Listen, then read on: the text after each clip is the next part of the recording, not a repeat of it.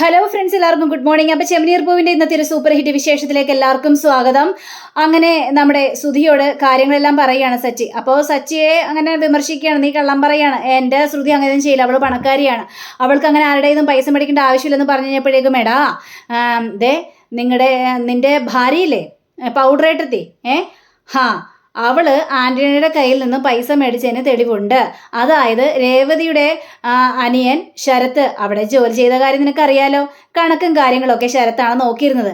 ശരത്താണ് രേവതിയോട് പറഞ്ഞത് എന്ന രീതിയിൽ സംസാരിച്ച് കഴിഞ്ഞപ്പോഴേക്കും ഈ ശ്രുതി പെട്ടു എന്നൊരവസ്ഥയിലായി പോവുകയാണ്. നീ അനാവശ്യം പറയാൻ നിൽക്കരുത് എന്ന് പറഞ്ഞപ്പോഴേക്കും ശ്രീകാന്തേ ഇപ്പം എന്തായി, നമ്മൾ പറഞ്ഞു കഴിഞ്ഞപ്പോഴത്തേക്ക് അനാവശ്യമായി മാറിയത് കണ്ടില്ലേ. ഇതൊക്കെയാണ് ഇവരുടെ ഒരു ഗുണം. ഇവരൊന്നും പറഞ്ഞാൽ വിശ്വസിക്കുകയില്ല. നമ്മൾ ഇവരുടെ പിന്നാലെ നടന്ന് ചുമ്മാ സമയം വേസ്റ്റ് ആക്കുന്ന കാര്യം മാത്രമേ ഉള്ളൂ. നീ ഏതായാലും പോയി നിന്റെ പൗഡർ എടുത്തിട്ട് പോയി ചോദിച്ചു നോക്ക് ധൈര്യം ഉണ്ടെങ്കിൽ. അവളും ചിലപ്പോൾ സത്യം പറഞ്ഞെന്ന് വരില്ല, പക്ഷെ ഞങ്ങൾ പറഞ്ഞ മുഴുവനും സത്യം തന്നെയാണ്. നിന്റെ ഭാര്യ വലിയ മലേഷ്യ എന്നാണ് വരുന്നത്, അച്ഛൻ നല്ല ബിസിനസ്സുകാരനാണ് എന്നൊക്കെയാണല്ലോ നിന്റെ അടുത്ത് പറഞ്ഞിരിക്കുന്നത്. അങ്ങനെയുള്ള ഒരാൾ എന്തിനാണ് ഈ കൊള്ളപ്പലിശക്കാരൻ്റെ കയ്യിൽ നിന്നും പൈസ മേടിച്ചത്? ഇതാണ് ഞങ്ങൾക്ക് ഡൗട്ട് തോന്നിയത്. അതുകൊണ്ട് നിന്നോട് ചോദിച്ചു. അപ്പോൾ നീ ഈ കാര്യങ്ങളൊന്നും അറിഞ്ഞിട്ടില്ലെന്ന് മനസ്സിലായി. ഏതായാലും നിന്റെ ഭാര്യ പണം മേടിച്ചതെന്ന് പറഞ്ഞത് സത്യം തന്നെയാണെന്ന രീതിയിൽ തന്നെ അവിടെ സച്ചിയും ശ്രീകാന്തൊക്കെ പറയുകയാണ്. ഇത് കേട്ട് ശ്രുതിക്കാണെങ്കിൽ ആകെ ടെൻഷൻ കൂടി വരിക. അങ്ങനെ നമ്മുടെ ശ്രുതിയെ കാണിക്കുകയാണ്. അപ്പോൾ ശ്രുതി ഇങ്ങനെ ഊഞ്ഞാലിരുന്ന് വേറെ എന്തെങ്കിലും ഗൂഢാലോചന ഒപ്പിച്ചുകൊണ്ടിരിക്കുക. അപ്പോൾ ആ സമയത്താണ് ശ്രുതി അങ്ങോട്ട് വരുന്നത്. അപ്പോൾ ശ്രുതിയോട് ചോദിക്കണോ വേണ്ടതെന്നൊക്കെ ഇങ്ങനെ ആലോചിച്ചുകൊണ്ടിരിക്കുക. ഈ സമയം തന്നെ നമ്മുടെ ശ്രീകാന്ത് പറയുകയാണ്, ശ്രുതിയേട്ടൻ ചോദിക്കുമായിരിക്കും എവിടെന്ന്. അവൻ പേടിച്ചടുത്തു പോലും പോകില്ല, ഭാര്യ ഭയങ്കര പേടിയാ, അതുകൊണ്ട് പേടിച്ചടുത്തു പോകാൻ ചാൻസ് കുറവാണെന്ന രീതിയിൽ തന്നെ സംസാരിക്കുകയാണ്. അങ്ങനെ നമ്മുടെ ശ്രുതി രണ്ടും കൽപ്പിച്ച് ശ്രുതിയുടെ അടുത്തേക്ക് ചെല്ലുകയാണ്. അപ്പോൾ ശ്രുതി, നീ എന്താ ഇവിടെ ഇങ്ങനെ ഇരിക്കുന്നത്? എനിക്കെന്താ ഇരിക്കാൻ പാടില്ലേ? അല്ല, ഞാൻ നിന്നോടൊരു കാര്യം ചോദിക്കട്ടെ? എന്ത് കാര്യം? അല്ല, നീ പറഞ്ഞായിരുന്നല്ലോ നീ ഇവിടെ കയറി വന്നത് നിൻ്റെ വീട് മലേഷ്യയിലാണ്, നിൻ്റെ അച്ഛൻ മലേഷ്യയിലെ വലിയ ബിസിനസ്സുകാരനാണ്, നിൻ്റെ ഇളയച്ചൻ അങ്ങനെയുണ്ട് ഇങ്ങനെയുണ്ടെന്നൊക്കെ പറഞ്ഞുകൊണ്ടാണല്ലോ നീ വീട്ടിലേക്ക് കയറി വന്നത്. പക്ഷേ നീ പറഞ്ഞത് മൊത്തം സത്യമാണോ ശ്രുതി എന്ന് ചോദിക്കുമ്പോൾ ശ്രുതി ഞെട്ടിപ്പോയി. ശ്രുതി അവിടെ നിന്ന് ചാടി എണീക്കണം. ഇതോടെ തൻ്റെ പരിപാടി കഴിഞ്ഞുവെന്ന് വരെ ശ്രുതി അവിടെ ഒരു നിമിഷം ചിന്തിച്ചു പോയി. അതെന്താ അങ്ങനെ ചോദിച്ചത്? അല്ല, ഞാൻ ചോദിച്ചതിനുള്ള മറുപടി പറ. ആണോ? നിന്റെ അച്ഛൻ പണക്കാരനാണോ? നീ മലേഷ്യയിൽ നിന്നാണോ വന്നത്? നിങ്ങൾ വലിയ പണക്കാരികളാണോ എന്ന് ചോദിക്കുമ്പോൾ നിനക്കെന്താ ഇപ്പം ഇത്ര അങ്ങനെ സംശയം? നിന്നോട് ആരേതൊക്കെ പറഞ്ഞത്? എന്നോട് പറഞ്ഞ സച്ചിയാണ്. അത് ശരി, സച്ചിയുടെ ഓരോ വാക്കുകളും കേട്ടുകൊണ്ടാണ് ഇങ്ങോട്ട് വന്നിരിക്കുന്നത്. നിനക്ക് നാണമില്ലേ? അവരുടെ സ്വഭാവമൊക്കെ എന്താണെന്ന് നിനക്ക് നന്നായിട്ട് തന്നെ അറിയാലോ. പിന്നെന്തിനാ ഈ കാര്യങ്ങളെല്ലാം എന്നോട് ചോദിക്കാനായിട്ട് വരുന്നത് എന്നൊക്കെ ചോദിച്ചപ്പോഴേക്കും, അല്ല സച്ചി എന്നോട് വേറെ കാര്യങ്ങളും പറഞ്ഞായിരുന്നു. നീ പണക്കാരിയാണല്ലോ, നിനക്ക് പൈസക്ക് ഒരു ബുദ്ധിമുട്ടും ഇല്ലെന്ന് ഞങ്ങൾക്ക് നന്നായിട്ട് തന്നെ അറിയാം. അച്ഛനോട് ചോദിച്ചു കഴിഞ്ഞാൽ എന്തോരം വേണമെങ്കിലും നിനക്ക് പൈസ തരും. പിന്നെ നീ എന്തിനാ പൈസ കടം മേടിച്ചത്? ഇതും കൂടി കേട്ട് കഴിഞ്ഞപ്പോഴേക്കും ശ്രുതി വീണ്ടും പെട്ടുപോയി. കടം മേടിച്ചെന്നോ? അതെ, നീ കടം മേടിച്ചല്ലോ. അത് ഒരു ഇതില്ലാതെ ആൻ്റണിയുടെ കയ്യിൽ നിന്നല്ല നീ കടം മേടിച്ചത്. ഇതാരാ നിന്നോട് പറഞ്ഞത്? ഇതും സച്ചി തന്നെയാണ്. എല്ലാം സച്ചി പറഞ്ഞുകൊണ്ട് എൻ്റെ മുന്നിലേക്ക് വരാൻ നിൽക്കരുത്. സച്ചി പറഞ്ഞാലും കാര്യമുണ്ട് ശ്രുതി. രേവതിയുടെ ആങ്ങള ശരത്ത് അവിടെയാണ് ജോലി ചെയ്തുകൊണ്ടിരുന്നേച്ചത്. അവനാണ് കണക്കും കാര്യങ്ങളൊക്കെ എഴുതിക്കൊണ്ടിരുന്നേച്ചത്.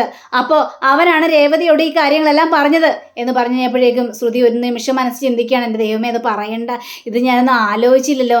ശരത്ത് അവിടെയാണ് ജോലി ചെയ്യുന്നുള്ളൊരു കാര്യം ഞാൻ ഒരു നിമിഷം ഒന്ന് മറന്നുപോയല്ലോ. ഇത് വല്ലാത്തൊരു കഷ്ടമായി പോയല്ലോ എന്നിങ്ങനെ ചിന്തിക്കുകയാണ്. എന്താ ശ്രുതി എന്തോന്നും മിണ്ടാത്തത്?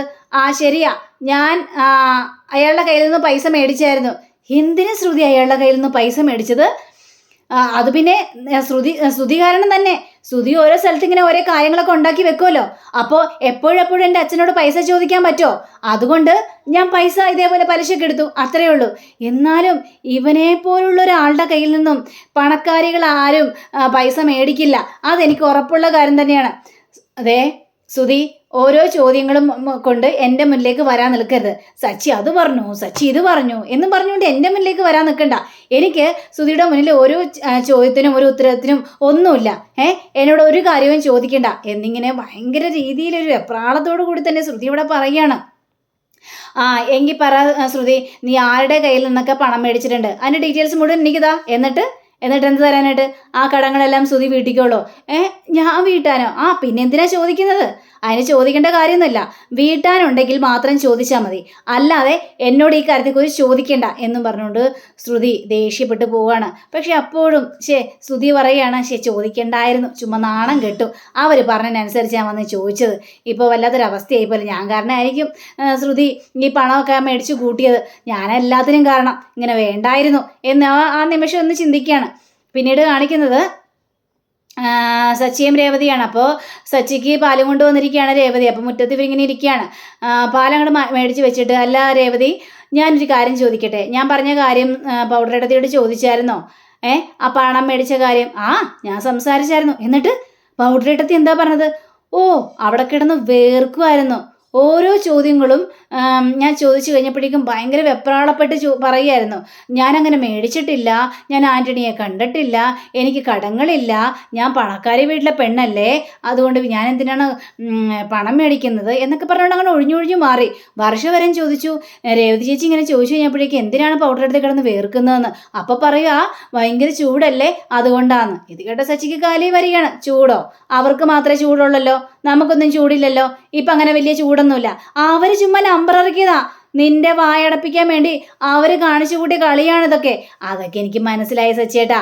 പക്ഷേ ഇവൾ എന്തിനാണ് ഈ പണം മേടിച്ചെന്ന് കണ്ടെത്തണമല്ലോ, അത് കണ്ടെത്തണം. ഇവളുടെ പിന്നിൽ എന്തൊക്കെയോ കള്ളക്കളികളെല്ലാം ഒളിഞ്ഞിരിക്കുന്നുണ്ട്. അപ്പോൾ അത് കണ്ടെത്തി കഴിഞ്ഞാൽ മാത്രമേ കാര്യങ്ങളുടെ കിടപ്പ് വശം മനസ്സിലാവുള്ളൂ. വരെ എനിക്ക് ശരിക്കും മനസ്സിലായ കാര്യമാണ്.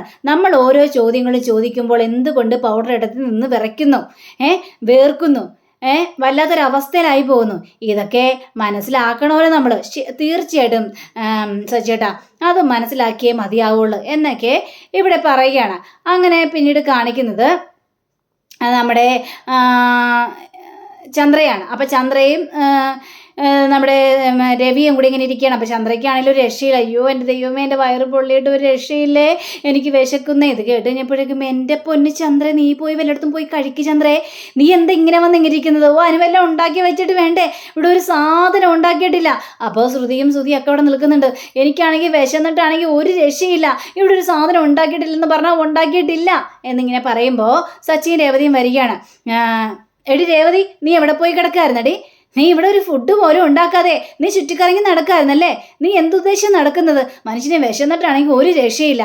അപ്പോഴേക്കും രേവതി, അമ്മ ഒരു നിമിഷം അമ്മേ, ഞാൻ ഇപ്പോൾ വരാം എന്ന് പറഞ്ഞുകൊണ്ട് അടുക്കളയിലേക്ക് കയറി പോവാണ്. അപ്പോൾ ശ്രുതിയും ഒക്കെ ഇങ്ങനെ പറയാണ്, വിശന്നിട്ട് രക്ഷയില്ല, ഇവളെന്താ ഒന്നും ഉണ്ടാക്കി നടക്കുന്നത്. സച്ചിക്കാണെങ്കിൽ ഇതൊക്കെ കേട്ട് കഴിഞ്ഞപ്പോഴേക്കും കലി കൊണ്ട് വല്ലാത്തൊരു അവസ്ഥയിൽ ഇങ്ങനെ നിൽക്കുകയാണ്. അപ്പോഴാ രേവതി കുറച്ച് ഭക്ഷണമായിട്ട് വരികയാണ്. അമ്മേ, ദൈന്ന ഭക്ഷണം, നമുക്ക് ആവശ്യമുള്ള ഭക്ഷണം കഴിച്ചോ എന്ന് പറഞ്ഞപ്പോഴേക്കും രവി വേണമെങ്കിൽ ചന്ദ്രേ, കണ്ടല്ലോ, ഒന്ന് അടുക്കളയിൽ പോയി നോക്കാൻ പോലും നിനക്ക് പറ്റില്ലല്ലേ? അവിടെ എന്തെങ്കിലും ഉണ്ടാക്കിയിട്ടുണ്ടോ, എന്തെങ്കിലും ഉണ്ടാക്കി വെച്ചിട്ടുണ്ടോ എന്നൊക്കെ നിനക്ക് നോക്കാൻ പാടില്ലേ? അതുപോലും കഴിയില്ല. നിന്റെ ഉദ്ദേശം എന്താണ്? രേവതിയെ കുറ്റപ്പെടുത്തുക. എന്താ, ഭക്ഷണം കഴിക്കുന്നില്ലേ? അപ്പോൾ ചന്ദ്ര മോന്തയും പിടിച്ച് നിൽക്കുക. ഇപ്പം മനസ്സിലായ കാര്യങ്ങളെല്ലാം. നിനക്ക് ഭക്ഷണം കഴിക്കാൻ കഴിയില്ല, കാരണം രേവതിയുടെ നെഞ്ചത്തോട്ട് കയറണമല്ലോ. ഇതായിരുന്നല്ലോ നിന്റെ ഉദ്ദേശം. അതേപോലെ തന്നെ നടക്കുകയും ചെയ്തു. നിനക്ക് എന്താ ചെയ്യേണ്ടത്? ഇതൊക്കെ കേട്ട് കഴിഞ്ഞപ്പോഴേക്കും, അച്ഛാ, രേവതി എന്തിനാ എൻ്റെ ഒപ്പം വന്നതെന്നറിയാവോ? ഞങ്ങൾ ആ കള്ളൻ്റെ പിന്നാലെയായിരുന്നു, 30 ലക്ഷം രൂപയും കൊണ്ട് കടന്നു കളഞ്ഞ കള്ളൻ്റെ പിന്നാലെ. അവനെ തിരക്കി ഞങ്ങൾ മടുത്തു. ഇത് കഴിഞ്ഞപ്പോഴേക്കും സ്തുതി ചോദിക്കണം, എന്നിട്ട് അവനെ കണ്ടെത്തിയോ? അതേടാ, കണ്ടെത്തിയിട്ട് നിന്റെ കയ്യിലേക്ക് ഞങ്ങൾ കൊണ്ടും തരാം. ഓരോ കള്ളത്തരങ്ങളും കാണിച്ചു വെച്ചിട്ട് ഇപ്പം ഞങ്ങൾ കണ്ടെത്തിയോ എന്നാണ് നീ ചോദിക്കുന്നത്? നിനക്ക് നാണം ഉണ്ടോടാ എന്നൊക്കെ ചോദിച്ചു കഴിഞ്ഞപ്പോഴേക്കും, മോനെ എന്നിട്ട് എന്തായി? അവനെക്കുറിച്ച് കൂടുതൽ ഡീറ്റെയിൽസ് ഒന്നും കിട്ടിയില്ല, ആർക്കൊരു അറിവില്ലെന്നാണ് പറഞ്ഞത്. ഇത് കേട്ടത് നമ്മുടെ രേവതിയാണെങ്കിൽ, സച്ചേട്ടാ, എനിക്കൊരു ഐഡിയ തോന്നുന്നു സച്ചേട്ടാ, അമ്പലത്തിൽ വെച്ചല്ലേ അന്ന് അഡ്വാൻസ് കൊടുത്തത്? അപ്പം അവിടെ CCTV ക്യാമറ ദൃശ്യങ്ങൾ ഉണ്ടാവുമല്ലോ. അവിടെ നോക്കി കഴിഞ്ഞിട്ടുണ്ടെങ്കിൽ അയാൾ ആരാണ്, എന്താണ്, എങ്ങോട്ട് പോയി, അയാളുടെ ഫോട്ടോസ് അടക്കം കിട്ടൂലേ? അപ്പം നമുക്ക് അന്വേഷിച്ചാലോ? രേവതി, അടിപൊളി സച്ചേട്ടാ, സോറി രവി അച്ഛാ, ഇത് കണ്ടില്ലേ, രേവതി CID പണി തുടങ്ങിക്കഴിഞ്ഞു. ഇവിടെ വല്ല CIDയിലും ചേർക്കായിരുന്നു. രേവതി, ആ ഐഡിയ കൊള്ളാം മോളെ എന്ന് പറയുമ്പോൾ ശ്രുതി അവിടെ ഇടങ്കോലിടുകയാണ്. ശ്രുതി പറയാണ്, വേണ്ട, ഞങ്ങളുടെ കയ്യിൽ നിന്നല്ലേ പണം മോഷ്ടിച്ചുകൊണ്ട് പോയത്, അത് ഞങ്ങൾ തന്നെ കണ്ടെത്തിക്കോളാം എന്ന് പറയുകയാണ്. ഓഹോ, അങ്ങനെയാണെങ്കിൽ നിങ്ങൾക്ക് നേരത്തെ പറയായിരുന്നില്ലേ? ഞങ്ങളുടെ സമയം കളയേണ്ട വല്ല ആവശ്യം ഉണ്ടായിരുന്നോ? നിങ്ങൾ എന്തുകൊണ്ടത് നേരത്തെ പറഞ്ഞില്ല? അത് പിന്നെ നേരത്തെ പറയാനായിട്ട് തോന്നിയില്ല, അതുകൊണ്ട് പറഞ്ഞില്ല. ഇനി ഞങ്ങൾ അന്വേഷിച്ചോളാം എന്ന് പറയുകയാണ്. അപ്പോഴേക്ക് രവിയാണെങ്കിൽ അവരുടെ പണിക്ക് അവരെ വിട്ടേര്, നമുക്ക് നിങ്ങൾ ഇനി ഈ കാര്യത്തെക്കുറിച്ച് അന്വേഷിക്കേണ്ട, നിങ്ങൾ നിങ്ങളുടെ ജോലി അന്വേഷിച്ചാൽ മാത്രം മതി. അച്ഛാ, ഇവൻ പൈസ മുക്കാനുള്ള പരിപാടിയാണ് ആയിരിക്കും.